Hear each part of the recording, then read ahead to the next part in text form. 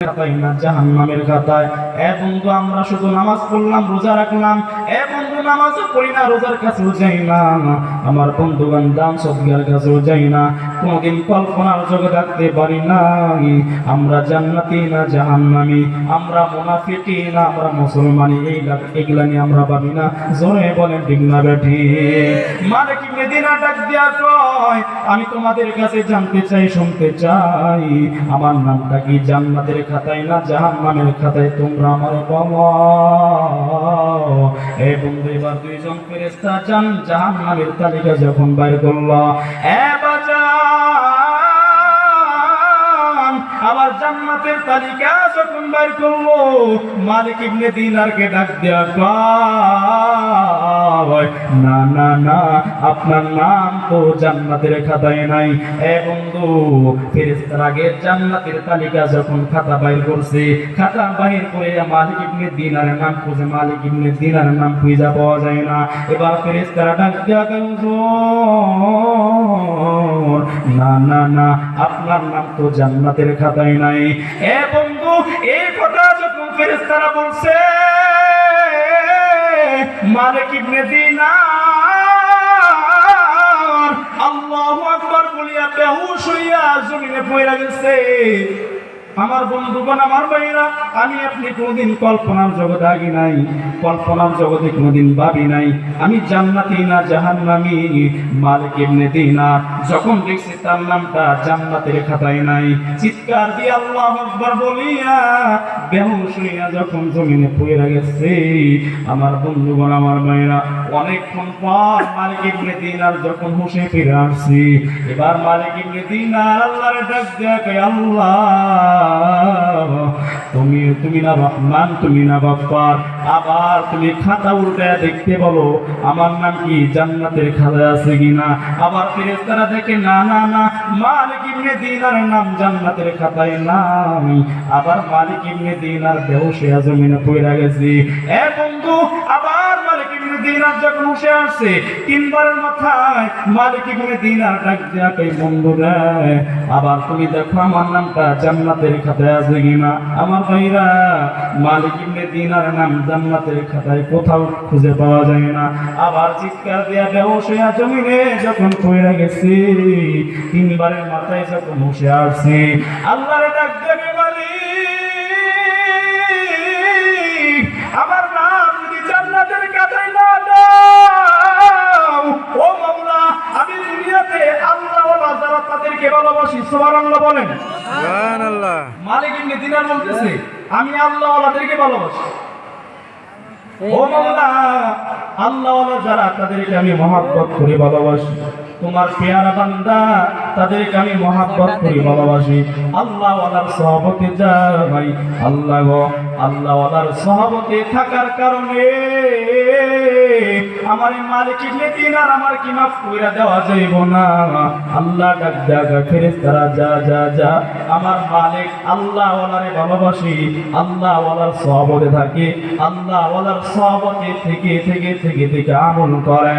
ফেরেশতারা তোরা সাক্ষী থাক, আমার এই মালিকে আল্লাহ ওয়ালার সাথে থাকার কারণে আমি আল্লাহ মালিক ইবনে দিনারকে জান্নাতি মেহমান বইলা ঘোষণা কইরা দিলাম। মালিক ইবনে দিনার যখন তার প্রথম অবস্থায় জান্নাতের খাতায় নাম ছিল না, তখন হাউমাউ করে কেটে কেটে একবার নয়, দুইবার নয়, তিনবার বেহুশ হয়ে গেছে। আল্লাহকে ফরিয়াদ করলেন, মালিক আমার নাম জান্নাতের খাতায় নাও থাকতে পারে, কিন্তু মালিক আমি তো আল্লাহ ওয়ালা যারা তাদেরকে ভালোবাসি। আমরা যারা এখানে এসেছি আল্লাহ ওয়ালারে ভালোবাসি না? সকলে জবান ছেড়ে বলেন, আল্লাহ ওয়ালারে ভালোবাসি না? এইটা শামিলা হাল হয়। আল্লাহ ওয়ালারে ভালোবাসাই যদি আমার আপনার মাকসাদ হয়, এই আল্লাহ ওয়ালার ভালোবাসার মহব্বতেই আল্লাহ পাক আমার আপনার গুনাহ মাফ করে জান্নাত দিয়ে দিবেন। সুবহানাল্লাহ। ওই যে মালিক ইবনে দিনার ফরিয়াদ জানাইছে, আল্লাহ আমি তো আল্লাহ ওয়ালারে ভালোবাসি, আমি না সবসময় আল্লাহর ওলির দরবারে পড়ে থাকি, আল্লাহ আল্লাহর ওলির মহব্বতে কি আমার জান্নাতের খাতায় নামটা লেখানো যায় না? আল্লাহ বলে, যা, এই মালিক ইবনে দিনার, তুই আমার ওলি যারা তাদের সহবতে তুমি থাকো, যাও ঠিক আছে, আমার ওলির সহমতে থাকার কারণে তোমার নামটা আমি জান্নাতের লিস্টে উঠিয়ে দিলাম। অত বড় মালিক ইবনে দিনার পরে হইলেন। মালিক ইবনে দিনার নৌকা পার হইতেছে, টাকা দিতে যাবে, হঠাৎ করে দিরহাম পানিতে পড়ে গেছে। মালিক ইবনে দিনার এখন টাকা কোথা থেকে দিল? মাঝে থেকে হুজুর হুজুর দেখলো অনেকে তিরস্কার করে, ঠিক কিনা ধরে বলেন খায় গেল আমরা আইছি পরের বাড়ি খায় বুড়ি বলেছে ঠিক কিনা, পরের বাড়ি খায় খোঁজ খবর লাগে। তো মালিক ইবনে দিনার যখন তার দিনারটা পানিতে হয়ে গেছে, এখন টাকা কোথা থেকে দিবে? তো মাঝি যে বলতে তিরস্কার করতেছে, আজকে পাইছে টাকা না দিতে বলবে খাইছে। তো মালিক ইবনে দিনার রাহমাতুল্লাহি আলাইহি যখন তার টাকাটা পানিতে পড়ে গেছে, সাথে সাথে হাতে এই বন্ধু হাত যখন পানিতে রাখছে, আল্লাহ বলছে আল্লাহ টাকা তো বেড়ে গেছে, এখন মাঝি যদি টাকা না দিতে পারি আমার তো মান যেতে হবে। তখন আল্লাহ পাক বললেন, এই সাগরের নদীর নিচে পানির নিচে তোমরা যত মাছ আছো, আমার মালিক ইবনে দিনারের টাকাটা মালিক ইবনে দিনারের হাতে উঠিয়ে দাও। সুবহানাল্লাহ।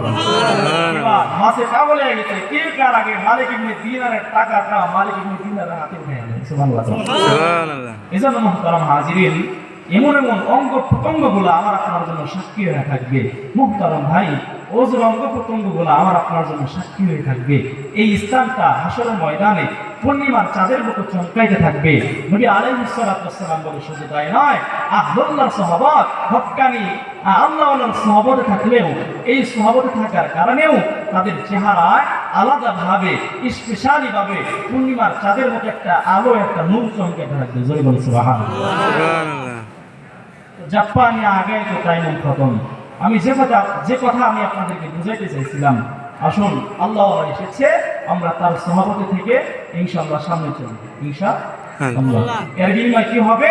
যে এর বিনিময় দুনিয়াও সুন্দর হবে, আখিরাতও সুন্দর হবে। এ বন্ধু আমার ভাইরা, আল মারউ মা মাহাব্বা, যার সাথে মহব্বত কইরা আখিরাত ধ্বংস করা, জোরে বলেন আখিরাত ধ্বংস করা যাবে না। জোরে বলেন আখিরাত ধ্বংস করা যাবে না। যার সঙ্গে সম্পর্ক রাখা যাবে না। জোরে বলেন ঠিক কিনা? আল্লাহ এসেছে আল্লাহর জবান থেকে, হ্যাঁ, নসিহতমূলক কথা শুনে আমলের নিয়তে বাড়িতে চলে যাবো ইনশাআল্লাহ। জাপানি আগায় তো টাইম খতম। আমি এখানে আমার আলোচনা ইতি টানতেছি। যে সমস্ত কথা কোরআন এবং হাদিস থেকে বললাম, যদি ভুল করে থেকে আল্লাহ তাআলার কাছে মাফ চাই। আমার বাসায় আমার কথায় যদি আপনারা ব্যথা পেয়ে থাকেন, নিজের সন্তান নিজের বাতিজা হিসেবে মাফ করবেন ইনশাআল্লাহ। আল্লাহ পাক যে কথাগুলো বললাম আমাকে নিজে আমল করার তৌফিক যেন আল্লাহ আগে দান করে, আপনাদের সকলকে যেন এর উপরে আমল করার জন্য আল্লাহ যেন তৌফিক দান করে। সকলে বলে আল্লাহুম্মা আমিন। ওয়া আখিরু দাওয়ানা আলহামদুলিল্লাহি রাব্বিল আলামিন। আসসালামু আলাইকুম ওয়া রাহমাতুল্লাহি ওয়া বারাকাতুহু। ওয়া আলাইকুম আসসালাম।